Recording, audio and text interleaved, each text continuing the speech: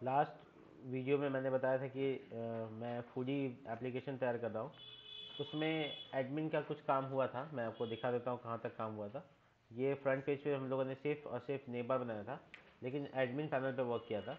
Admin panel पे इस तरह से हमको एक पैनल मिल रहा था जिसमें हम लोग है ना कैटेगरी को फ़िल्टर कर सकते थे, बेसिकली सॉरी कैटेगरी को पेज बना लिए थे और इसमें इंसर्ट कर सकते थे और कॉलिंग हो गया था। तो आज इसके डिलीट का प्रोसेस और एडिट का प्रोसेस कंप्लीट करेंगे, इसके बाद फिर आगे का काम करेंगे। सबसे पहले तो हम ये कर लेते हैं कि मैनेज कैटेगरी में जो मेरे पास एरे आ रहा है कैटेगरीज, इसको गिनती करके यहाँ दिखा देते हैं। तो मेरे पास आएगा पीएचपी का ये सिंटेक्स काउंट फंक्शन और इसमें डॉलर कैटेगरीज। तो ये आ गया वन, यानी मैं जब डेटा डालूंगा यहाँ पर जैसे स्वीट्स, तो आप देखिए ये अपने आप 2 हो गया। तो इसका मतलब काउंट प्रोसेस पूरा हुआ। इसके बाद हम डिलीट का काम करेंगे तो कंट्रोलर में ये सब काम होगा। कंट्रोलर कैटेगरी कंट्रोलर के पास हम लोग मूव कर चुके थे सारा फंक्शन। तो यहाँ पर हम लोग डिलीट करने का प्रोसेस के लिए लगाएंगे पब्लिक फंक्शन और इसका नाम रखेंगे डिलीट कैटेगरी। और यहाँ पे आईडी पास करेंगे किसको डिलीट मारना है। और उसके बाद देखिए ये जो प्रोसेस है डिलीट का, इससे ये इनसिक्योर प्रोसेस है। हम आपको दिखा देते हैं दोनों चीज़। इनसिक्योर प्रोसेस है, इसको सिक्योर वे में करना चाहिए। रिटर्न व्यू, सॉरी, आप यहाँ पे क्या करेंगे, सबसे पहले उस रिकॉर्ड को ढूंढ लेंगे जिसको डिलीट मारना है। तो ढूंढने के लिए आपको लिखना होगा कैटेगरी, जो कि आपके मॉडल का नाम है। उसके बाद फाइंड और फेल, अगर मिल गया तो ठीक है, नहीं तो 404 का एरर आईडी। और उसके बाद हम रिकॉर्ड जो मेरे पास आएगा उसको एरो डिलीट मेथड रन कर देंगे उस पर, ताकि ये रिकॉर्ड डिलीट हो सके। और उसके बाद हम रीडायरेक्ट कर देंगे, रीडायरेक्ट, रिटर्न रीडायरेक्ट बैक। और उसके बाद विथ लगाकर आप उसमें मैसेज जनरेट कर सकते हैं। हालांकि पहले भी मैसेज जो जनरेट किया वो दिखा नहीं रहा, तो हम लिखेंगे कैटेगरी डिलीटेड सक्सेसफुली। इस तरीके का मैसेज होगा जो कि डिलीट होने के बाद दिखेगा। तो ये मैंने विथ लगाकर यहाँ पे फ्लैश सेशन बना लिया ताकि मैं इसको इंसर्ट कर सकूँ।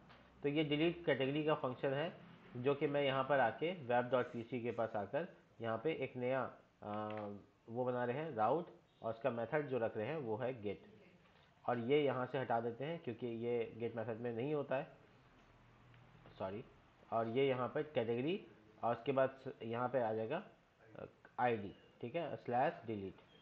आगे पीछे कर सकते हैं, आईडी इधर रख सकते हैं, डिलीट इधर रख सकते हैं, कोई दिक्कत नहीं इससे, ठीक है, बस होना चाहिए यूआरएल में। इसके बाद जो फंक्शन है उसका नाम है डिलीट कैटेगरी और उसका कैटेगरी डॉट डिलीट। तो क्या हो गया, admin dot category dot delete ऐसे हो गया। तो ये नाम से हम लोग इसका इस तरह से रखेंगे। तो ये मेरा डिलीट का लिंक बन गया। अब इसको हम लोग मैनेज कैटेगरी के पास लेके जाते हैं और इस जगह पे जहाँ डिलीट का बटन तैयार किया है वहाँ पे राउट कर देते हैं। डिलीट का बटन तैयार किया वहाँ राउट करेंगे admin dot category dot delete. और हमको सेकंड पैरामीटर में डॉलर आइटम एरो आईडी पास करना है जो कि आईडी को एक्सेप्ट करेगा। अब हम इसको चेक कर लेते हैं कि डिलीट काम कर रहा है कि नहीं कर रहा है। तो हम इसे टेस्ट के लिए एक इंसर्ट करते हैं टेस्टिंग, और वही टेस्ट को डिलीट मार देते हैं। देखिए तो डिलीट हो रहा है, बट एक बहुत इंपॉर्टेंट बात है वो ये है कि क्या ये इस तरीका सिक्योर था।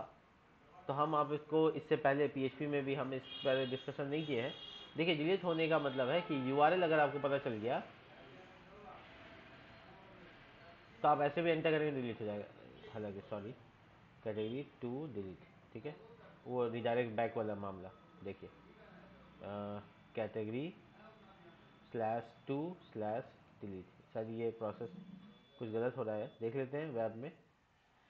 एडमिन स्लैश, अच्छा यहाँ एक गलती स्लैश हो गया। तो ये जो यूआरएल है मैंने पूरा किया अकॉर्डिंग टू माय यूआरएल। तो जब मैंने 2 को डाला एंटर किया तो आप नोटिस करेंगे 2 डिलीट हो गया। यानी अगर किसी को यूआरएल पता है तो कोई भी डिलीट मार सकता है, सिक्योर तो नहीं हुआ। इससे इनसिक्योरिटी फीलिंग आ रहा है।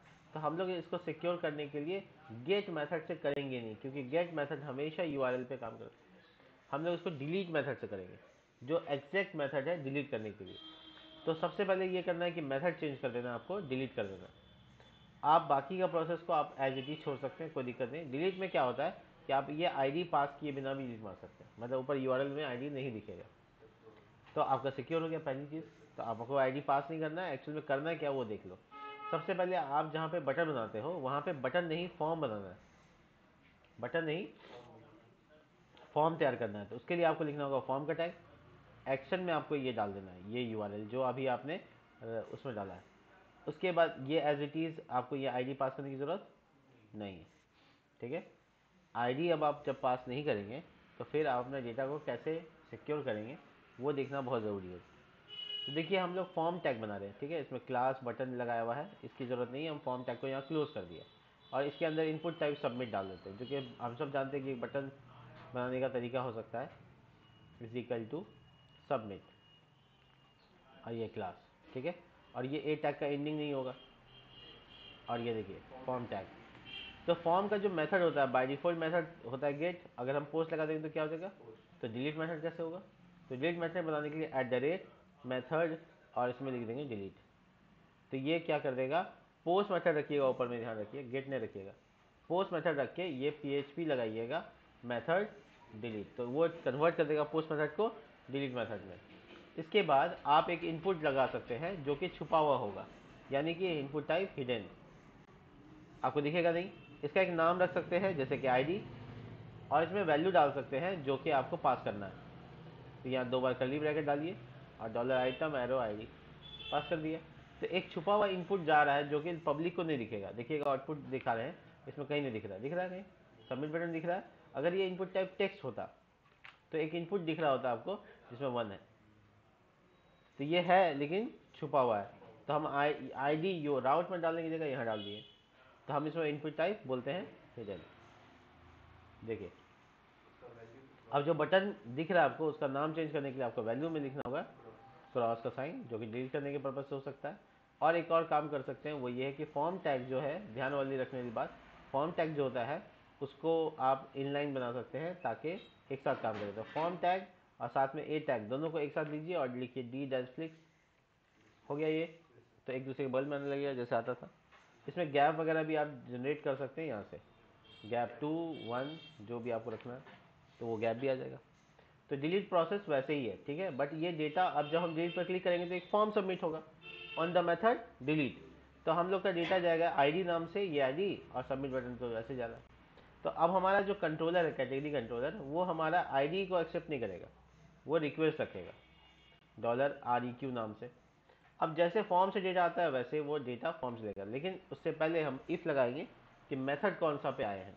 इफ इसकी ज़रूरत भी नहीं है, हमको लगता है 2 मेथड तो है नहीं, तो हम ऐसे डायरेक्ट क्या करेंगे, आईडी को फिल्टर करने की कोशिश करेंगे। आईडी कैसे फिल्टर होगा, REQ एरो आईडी, इनपुट का जो डेटा आया, देखो REQ एरो नेम होता था तो नेम आ जाता था, जो भी इनपुट का नाम होता था वो डाल दिया तो यहाँ आईडी आ गया।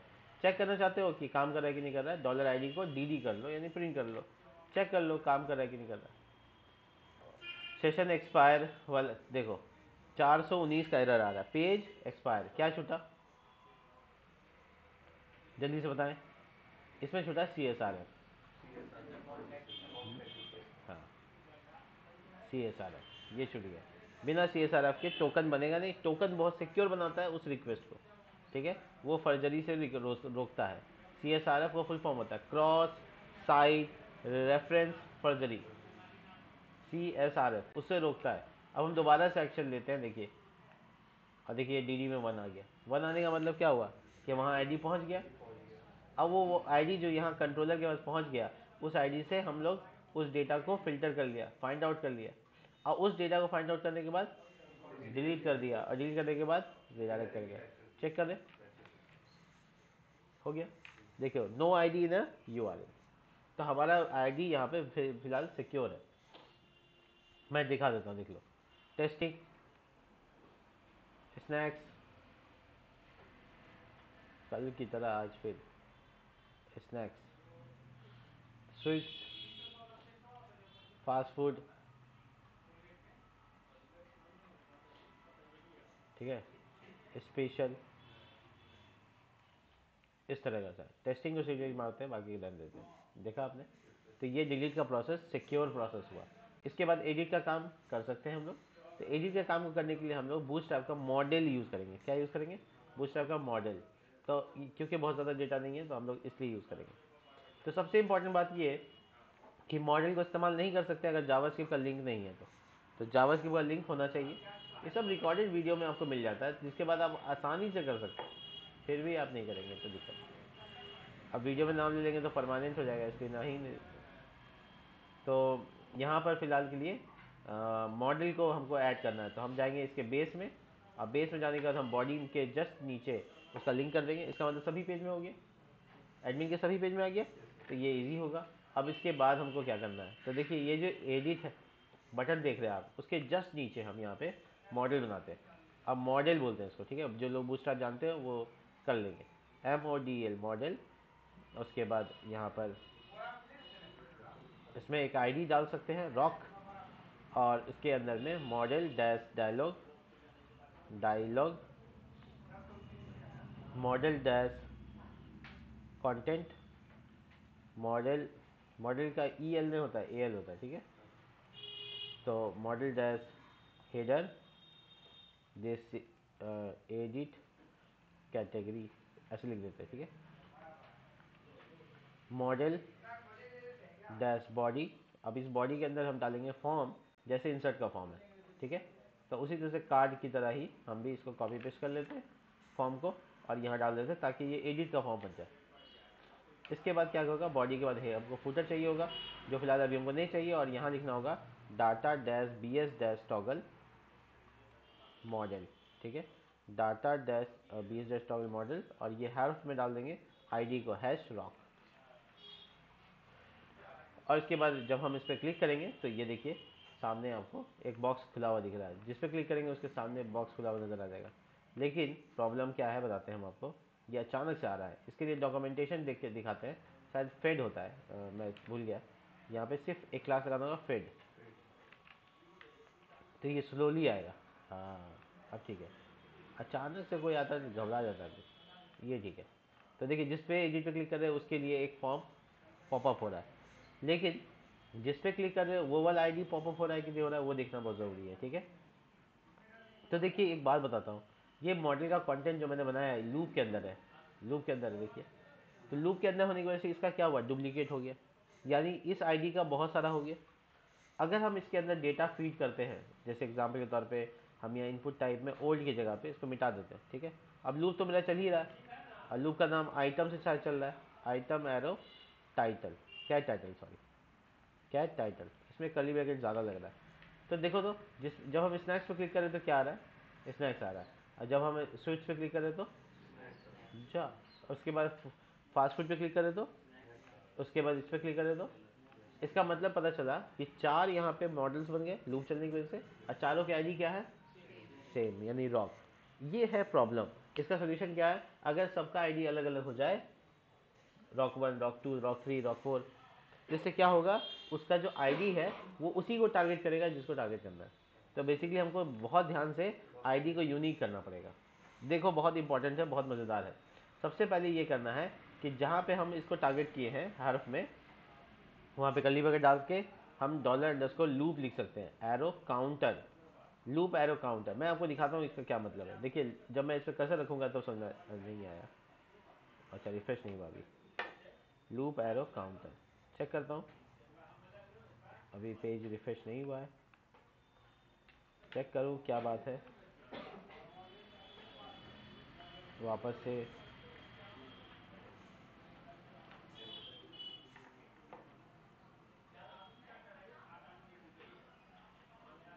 PHP एडिशन सर्व, हाँ काउंटर, काउंट शायद काउंटर नहीं काउंट, हाँ ठीक है। देखो इसमें ना रॉक में क्या लिखा रहा है 4, इसमें क्या लिखा रहा है, सब में 4 ही आ रहा है। एक मिनट को, लूप एरो इंडेक्स, हाँ देखो देखो 0 1 2 3 4 5 सब में यूनिक हो गया।